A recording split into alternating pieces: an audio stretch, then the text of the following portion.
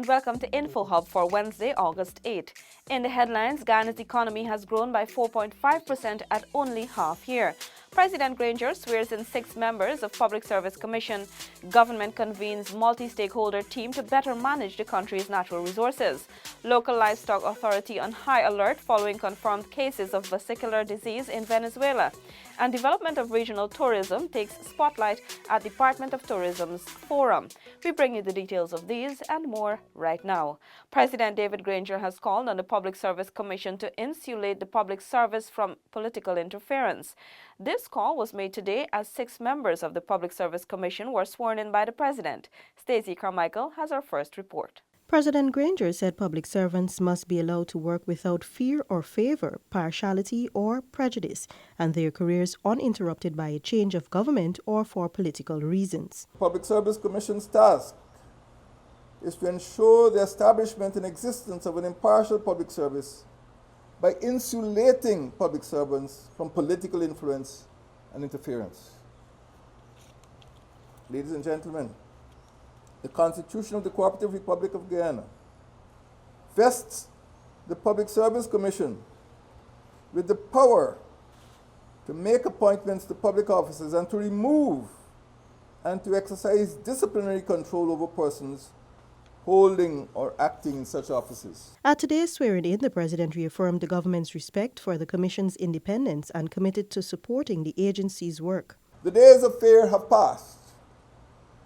The swearing-in of the Public Service Appellate Tribunal last year and of the Public Service Commission this year is evidence of my government's determination to establish and maintain a professional public service. Public servants, he noted, are essential to the country's administration as they exert direct and daily influence on the lives of Guyanese through various boards and agencies.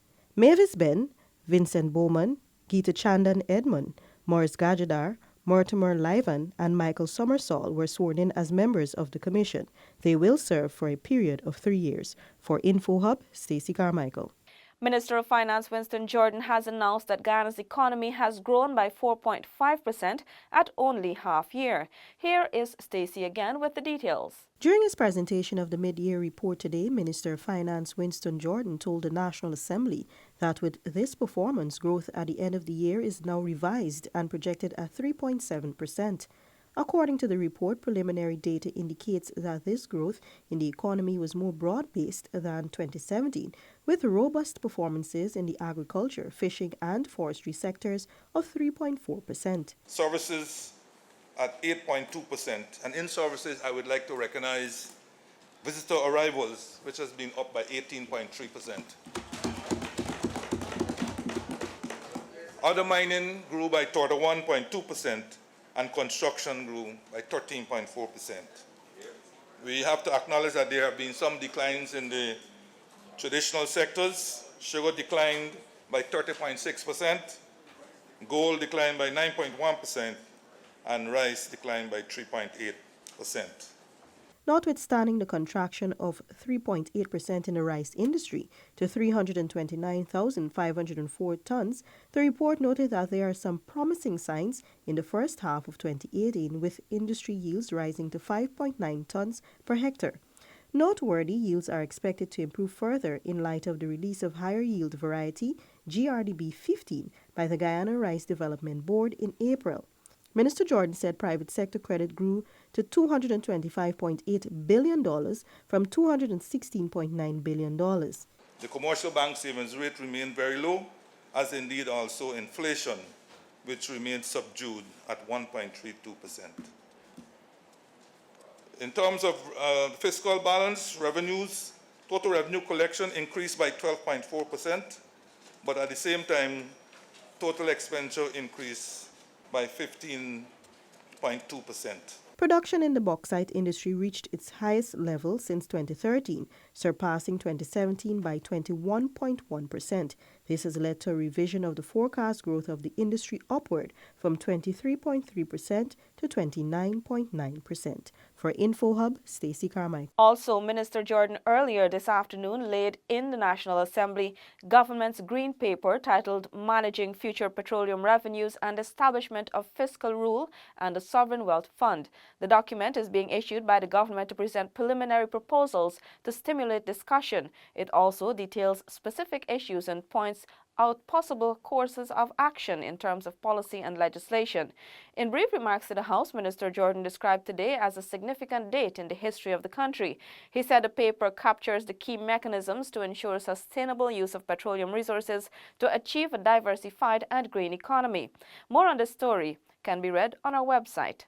Still on the natural resources sector, the subject ministry convened its first multi-stakeholder committee meeting today. The committee was formed with the aim of having the country's natural resources harnessed and utilized in a sustainable and respectful manner. Tiffany Rogers tells us more in this report. The Multi-Stakeholder Committee is a mechanism to guide the management of the country's natural resources, strengthen transparency and accountability, among other things. Minister of Natural Resources, Raphael Trotman. This is meant to be an interchange and an exchange between stakeholders about the natural resources, Guyana's natural resources, and how they can be harnessed and utilized in a sustainable and respectful manner. Cabinet gave its approval for the establishment of the committee in April following the presentation of a memorandum by Minister Trotman. The multi-stakeholder committee consists of the Ministries of Natural Resources, Indigenous Peoples Affairs and Communities. It is also made up of the regulatory agencies within the natural resources sector, civil society and academia. Today's gathering is not meant to be a closed gathering of a few select persons, but rather to be facilitating a process to represent as many as we can. The committee is expected to meet on a quarterly basis to discuss the development of the natural resources sector in alignment with the Green State Development Strategy. For InfoHub, Tiffany Rogers. But you can't do that anymore. What? Smoking. The new tobacco laws, you can't smoke in place like this no more. You can get into trouble. Man, what stupidness you telling me, man? I used to smoke out here all the time. We expect me for go now. The new tobacco law says you can't smoke in indoor public spaces and some outdoor public places, like this bus park, hospital compound, school compound, and the stadium. Well, I'm glad you tell me part, no? I ain't gonna make the mistake ever again. I mean, you really want to affect nobody with me smoking. Let's all work together to prevent cigarette smoking-related illnesses. Thanks for staying with us. The Guyana Livestock Development Authority, GLDA, is on high alert following confirmed cases of vesicular disease in Venezuela. More in this report. Head of GLDA's Animal Health Unit, Dr. Colbert Bowen, says following the disease's confirmation, a team was dispatched to Region 1. This is to prevent the importation of animals and animal products, which aid in the transmission of the disease. We've sent in a few officers there, led by one of our veterinarians, and they're presently on ground in Region 1, specifically the Mabruma area. Because of the influx of and movement of people from Venezuela, because of the situation in Venezuela, there's always this threat of somebody wanting to bring over a live animal or some sort of meat from those animals that are affected to Guyana. Dr. Bowen advises that should the symptoms of vesicular disease be observed among cattle, swine, goat, and sheep or other split-hooved animal, immediate contact should be made with GLDA on telephone numbers 220-6557. In going with the name foot-and-mouth disease, it affects the hoof of animals. So you find on just above the hoof of the animal, you find the same raised boils and so forth. You find that there's separation of the hoof, on the animals. So you'd find these signs and symptoms. One, looking at the animal, might be off feed, might be drooling. You're going to see them limping, lameness in the animal. And those are basically signs that you'd find. Guyana has been deemed free from foot and mouth disease. This makes it easier for the country to trade in animals and animal products internationally. In order to maintain this status, the GLDA, in collaboration with other local and international agencies, earlier this year held a simulation exercise to demonstrate its readiness to deal with any such outbreak. The exercise received high marks for the state of preparedness from local and international stakeholders. The current deployment to Region 1 is in keeping with this state of readiness. For InfoHub, Tiffany Rogers. The Guyana Defence Forces Air Corps this afternoon added 2 Britten-Norman Islanders to its fleet. The planes will be able to effectively perform 10 out of the 13 Air Corps tasks, Lieutenant Colonel Courtney Byrne explained. The planes are ideal for Guyana's hinterland terrain and missions of the GDF. The planes were purchased in Brazil and were flown across the border late this afternoon and arrived at Air Station London at Timeri. Lieutenant Colonel Byrne assures that the refurbished planes can provide more than 30 years of service to the Air Corps. Minister of State Joseph Harmon will receive the planes tomorrow at an official handing over ceremony. As government works towards the development and promotion of local tourism, representatives from across Guyana were given the opportunity to present their flagship tourism projects to stakeholders and government agencies. Here's more from Crystal Stull. The forum at the Regency Hotel was held with the aim of regional tourism stakeholders soliciting support to advance and develop their projects. Minister of Business with Responsibility for Tourism, Dominic Gaskin. As a government, we do not sit and cannot sit in Georgetown and believe that we know everything and we can run things centrally, and especially not in the area of tourism. And that was why we decided 2 years ago that we would try to get the regions involved as much as possible in the development of tourism around Guyana. Director General of the Department of Tourism, Donald Sinclair, explained the reason behind the flagship project. There are expatriates in this country who fly out to sister Caribbean islands for their weekend vacations. If we do not create safe and attractive experiences for this market, that outbound tourism trend will only intensify. Sinclair explained that through the Guyana Tourism Authority, new marketing and product development initiatives have been created to further enhance regional tourism. GTA Director Brian Mullis said they are in the process of creating a destination development and management action plan to map tourism attractions, sites, and other tourism facilities.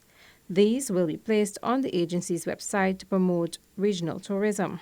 In 2017, a Department of Tourism team visited regions to garner the views of stakeholders on tourism attractions and market appeal. The regions were tasked with identifying tourism hotspots to promote tourism within their communities. Crystal Stahl for InfoHub.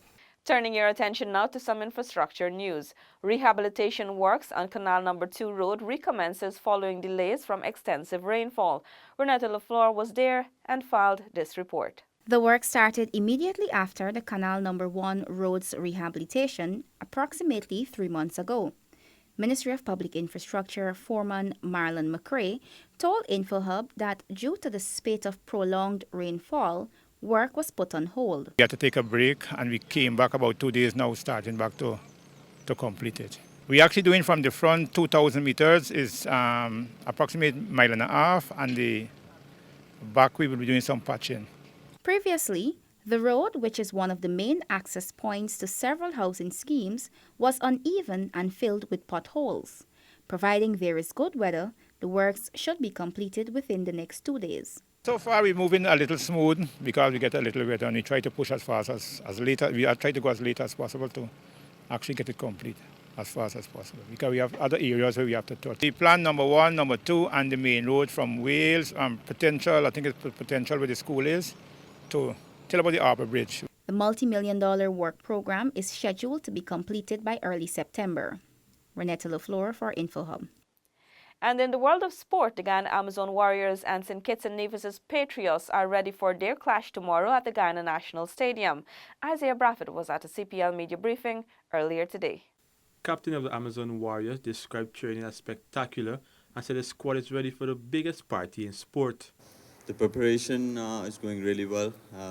We did a lot of hard sessions from the past few days, and now it's time to show up. And I think it's the responsibility from especially those senior players who have played here and the local guys. It's very important in any franchise cricket. If your local players do well, you end up on a right result. And I think it's time now to start the biggest party. Shafin Rutherford and Shemron Hetmeyer are two of the young players that can make the difference in the team, according to the captain. Hetmeyer and Rutherford, and I have very high expectations from them. The way I've seen them playing in practice games, and I think they are very confident guys. Patriots captain Carlos Brathwaite admitted playing away might be challenging. He's looking to use the conditions to his advantage. But traditionally, Guyanese wicket has been a bit slow and tempted to turn, and that suits their style of play to a T. So for us, it's about trying to adapt to that. We have some good spinners in our ranks as well. Local boy Hayden Walsh, Sandeep, the young Nepalese leg spinner. Dev Chich can roll his arm over as well. So I think as much as the pitch is suited to them, it's suited to us as well. So yeah, at the end of the day is who plays best on the day. So hopefully we can come up trumps. Guyana is set to take on the St. Kitts and Nevis Patriots tomorrow at the National Stadium from 1800 hours. Isaiah Brathwaite for InfoHub. And staying with the CPL, the public is being advised that no smoking of cigarettes, e-cigars or any narcotic will be allowed at any of the matches in Guyana. This is effective within 15 meters of the entrance and exit of the stadium. The Ministry of Public Health advises that this is in keeping with the new tobacco law, which protects the population from exposure to second-hand smoke. Remember to stay connected with us at dpi.gov.gy, and we leave you with your bridge and weather reports. Goodbye.